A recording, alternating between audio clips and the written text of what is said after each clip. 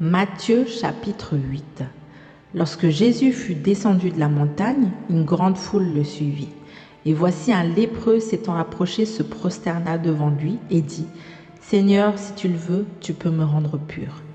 Jésus étendit la main, le toucha et dit : Je le veux, sois pur. Aussitôt il fut purifié de sa lèpre. Puis Jésus lui dit : Garde-toi d'en parler à personne, mais va te montrer au sacrificateur et présente l'offrande que Moïse a prescrite, afin que cela leur serve de témoignage. Comme Jésus entrait dans Capernaüm, un centenier l'aborda, le priant et disant : Seigneur, mon serviteur est couché à la maison, atteint de paralysie et souffrant beaucoup. Jésus lui dit : J'irai et je le guérirai. Le centenier répondit : Seigneur, je ne suis pas digne que tu entres sous mon toit, mais dis seulement un mot et mon serviteur sera guéri. Car moi qui suis soumis à des supérieurs, j'ai des soldats sous mes ordres. Et je dis à l'un : va, et il va. À l'autre : viens, et il vient. À mon serviteur : fais cela, et il le fait. Après l'avoir entendu, Jésus fut dans l'étonnement. Et il dit à ceux qui le suivaient : je vous le dis en vérité, même en Israël, je n'ai pas trouvé une aussi grande foi. Or, je vous déclare que plusieurs viendront de l'Orient et de l'Occident, et seront à table avec Abraham, Isaac et Jacob dans le royaume des cieux. Mais le Fils du royaume sera jeté dans les ténèbres du dehors, où il y aura des pleurs et des grincements de dents. Puis Jésus dit au centenier : Va, qu'il te soit fait selon sa foi. Et à l'heure même, le serviteur fut guéri. Jésus se rendit ensuite à la maison de Pierre, dont il vit la belle-mère couchée et ayant la fièvre. Il toucha sa main et la fièvre la quitta. Puis elle se leva et le servit. Le soir, on emmena auprès de Jésus plusieurs démoniaques. Il chassa les esprits par sa parole et il guérit tous les malades, afin que s'accomplisse ce qui avait été annoncé par Isaïe le prophète. Il a pris nos infirmités et il s'est chargé de nos maladies. Jésus, voyant une grande foule autour de lui, donna l'ordre de passer à l'autre bord.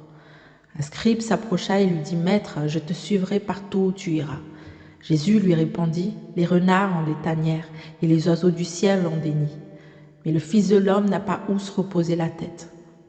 Un autre d'entre les disciples lui dit : Seigneur, permets-moi d'aller d'abord ensevelir mon Père. Mais Jésus lui répondit : Suis-moi et laisse les morts ensevelir leurs morts. Il monta dans la barque et ses disciples le suivirent. Et voici, il s'éleva sur la mer une si grande tempête que la barque était couverte par les flots. Et lui, il dormait. Les disciples s'étant approchés, le réveillèrent et dirent : Seigneur, sauve-nous, nous périssons. Il leur dit : Pourquoi avez-vous peur, gens de peu de foi ? Alors il se leva, menaça les vents et la mer, il y eut un grand calme. Ces hommes furent saisis d'étonnement. Quel est celui-ci, disaient-ils, à qui obéissent même les vents et la mer ? Lorsqu'il fut à l'autre bord, dans le pays des Gadaréniens, 2 démoniaques sortant des sépulcres vinrent au-devant de lui. Ils étaient si furieux que personne n'osait passer par là. Et voici, ils s'écrièrent : Qu'y a-t-il entre nous et toi, Fils de Dieu ? Es-tu venu ici pour nous tourmenter avant le temps ?